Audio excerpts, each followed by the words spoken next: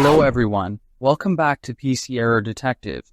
Today we're going to show you exactly how to keep Windows 10 from going to sleep so your PC stays awake when you need it. Step 1. Press Windows plus I on your keyboard to open the Settings app. This is where all your Windows settings are located, and it's the fastest way to access power options. Step 2. Click on System. The System section controls your display, notifications, and power settings. So this is where we can manage sleep options. Step 3. Select Power and Sleep from the left-hand menu.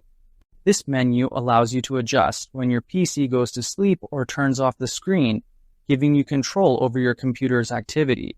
Step 4. Under Sleep, click the drop-down menus and choose Never for both. On battery power, PC goes to sleep after, and when plugged in, PC goes to sleep after. This prevents your computer from automatically going to sleep, which is useful for long tasks or downloads. Step 5. Close the settings window. Your changes will be saved automatically. Your PC will now stay awake according to your preferences without needing further adjustments. Thanks for watching, and don't forget to subscribe to PC Error Detective for more helpful Windows tips.